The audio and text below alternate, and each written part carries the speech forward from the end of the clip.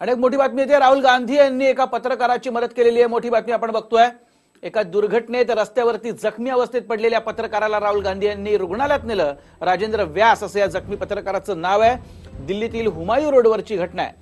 आताची मोठी बातमी आपण बघतोय, पत्रकाराला राहुल गांधी यांनी मदत केलेली आहे। या जखमी पत्रकाराला ते घेऊन गेले आणि हुमायूं रोडवरील ही घटना असल्याचं कळतंय।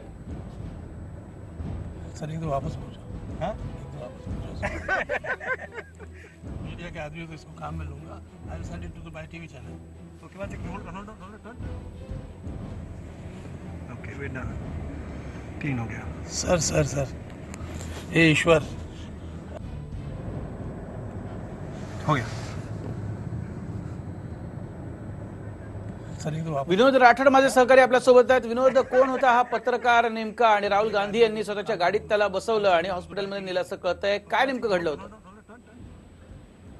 वैभव हा स्वतंत्र पत्रकार आहे, राजेंद्र व्यास असं या नाव आहे या व्यक्तीचं। आणि हा स्वतंत्र पत्रकार जेव्हा आपल्या घरून हुमायूं रोडने काँग्रेस पक्ष कार्यालयाकडे निघत असताना त्याच वेळी त्याची एक धडक झाली आणि त्यानंतर तो रोडवर जखमी अवस्थेत पडला होता।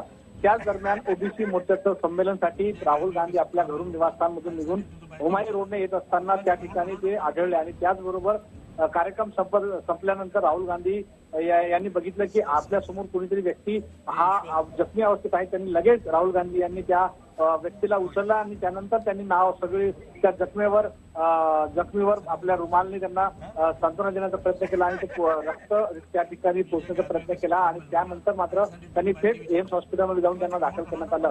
तर यामुळे असं दिसतं की राहुल गांधी यांनी कुठे ना कुठे सर्वसामान्य नागरिकाची सारखी एक वागणूक दिली आणि त्यांनी माणुसकी जपली।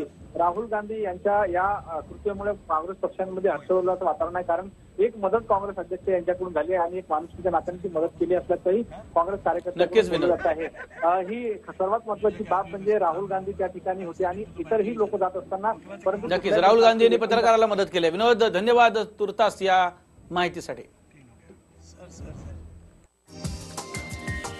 हा व्हिडिओ तुम्हाला आवडला असेल तर असे आणखी व्हिडिओ पाहण्यासाठी TV9चं YouTube चॅनल सबस्क्राईब करा, बेल बटण दाबा। ताज्या घडामोडींसाठी लॉग ऑन करा tv9marathi.com।